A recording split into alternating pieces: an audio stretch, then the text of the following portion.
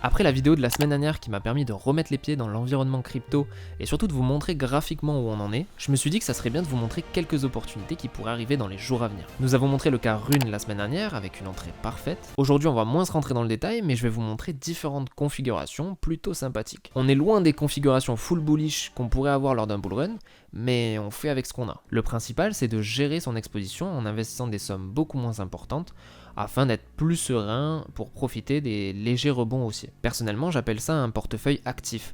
C'est pas forcément des projets sur lesquels on veut investir sur du long terme où on a une réelle conviction, mais par contre on va investir sur ces projets-là sur du court terme pour profiter d'un léger rebond et de faire de la performance dans un marché en bear market qui honnêtement est plus que mollasson. Le but étant d'investir quand même sur des unités de temps assez grandes, par exemple en vue journée, on va observer sur des projets des flux haussiers qui se mettent en place et on va essayer du coup de se placer sur un retracement qui aura lieu ou pas, hein, mais du coup sur un retracement et on va essayer de profiter de la seconde vague de hausse. Et pour vous, j'ai déterminé quelques projets qui pourraient dans les jours à venir performer. Encore une fois, si vous souhaitez investir sur les crypto-monnaies, je vous mets le lien de la plateforme que j'utilise, Bybit, qui est une plateforme ergonomique et très facile d'accès. Bien sûr qu'en passant par mon lien, vous soutenez la chaîne et tout le travail que je vous propose. Mais bien sûr que vous n'êtes pas obligé de passer par ce lien-là. Ceci n'étant pas un conseiller en investissement, je vous montre ce que je fais et ce que je vois dans cet écosystème-là.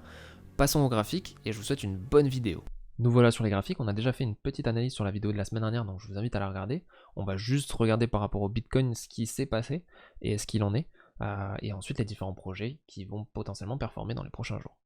Donc si on regarde ici sur le Bitcoin, on est arrivé sur un niveau assez important ici, la MM50 avec la bande de Bollinger, et on peut voir qu'on s'est fait arrêter là-dessus. Et la dernière vidéo, on était vraiment sur cette zone-là et on essayait de pousser pour vraiment passer.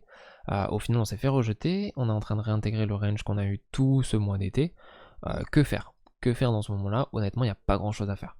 Mis à part patienter et attendre une confirmation haussière ou autre. Mais là, actuellement, il n'y a vraiment pas grand-chose à faire et c'est plutôt baissier comme mouvement. Donc c'est pour ça qu'on se repenche un peu sur des alts qui pourraient nous permettre de faire de la performance. En parlant d'alt, vous avez ma préférée, celle sur laquelle je suis exposé, Rune.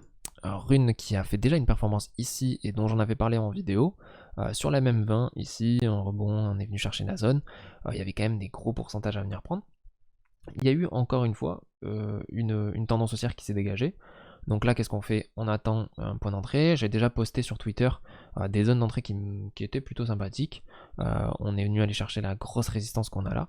Maintenant, on arrive encore une fois sur cette MM20. On a une réaction en horaire, et c'est là maintenant qu'on peut rentrer et potentiellement performer par la suite. Moi personnellement, je suis exposé, j'y crois, j'ai une invalidation claire ici en dessous des plus bas. Dès qu'on a ce type de plan, il faut y aller, on a une invalidation, on a un plan précis, on peut aller chercher des zones intéressantes. Moi personnellement, je vais prendre un petit TP dès lors qu'on va dépasser ces mèches-là, ou en tout cas dès qu'on va passer ces mèches-là, je vais prendre un TP, et ensuite je prendrai mon TP2 sur les plus hauts, et mon TP3 je le garderai pour plus tard. Là j'étais en daily sur Rune, ici si je vous montre en weekly sur RNDR, j'avais fait une vidéo d'ailleurs, il me semble avant cet été, sur RNDR, qui est vraiment intéressante, on voit qu'elle a beaucoup retracé, mais on a toujours cette MM50 hebdomadaire qui est plutôt haussière, on est venu rebondir ici parfaitement, là on retrace cette zone là, qu'est-ce qu'on attend? Ici on attend en daily, entre guillemets, une confirmation sur cette MM50 qui est plutôt baissière. On peut voir qu'en fait il y a ici une zone qui est en train de se dégager.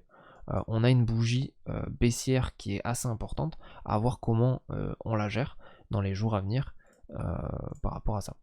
Moi personnellement sur RNDR, je me pencherai plutôt sur les 1,47, 1,48, en fait qui permettrait entre guillemets d'arriver sur les 50% de cette hausse générale, d'arriver sur le top de cette résistance qui devient maintenant support, et voir une réaction peut-être sur des unités de temps un peu inférieures, pour voir s'il y a une réaction et pourquoi pas s'aligner là-dessus avec une invalidation claire en dessous de ce support.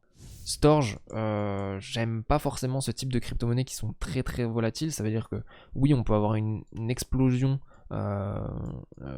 très importante et intéressante, mais on peut aussi avoir des baisses conséquentes, donc il faut bien faire attention et gérer son portefeuille lorsqu'on se positionne sur ce type de crypto-monnaie là. Néanmoins on a quand même un flux haussier depuis quelques jours qui se met en place, on a eu un retracement intéressant et pour moi c'est une zone d'achat, avec un premier TP ici qu'on pourrait venir chercher sur cette zone là. Donc là, ici, ça nous ferait bénéficier de 10% vers les 0,36 on va dire. les 0,36 et ensuite un TP2 sur les derniers plus hauts.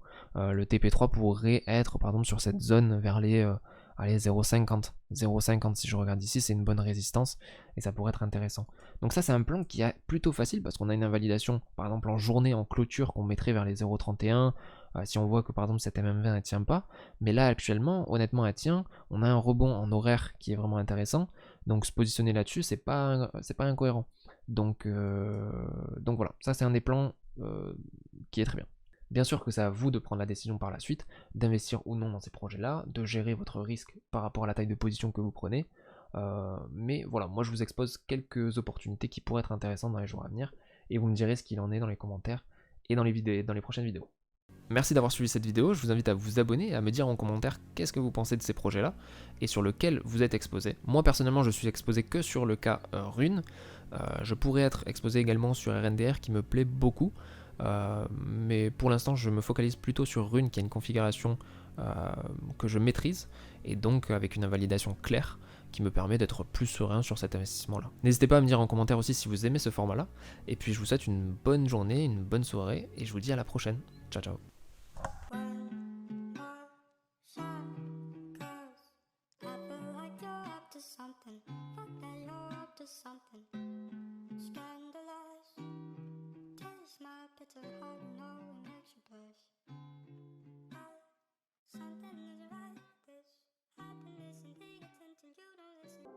But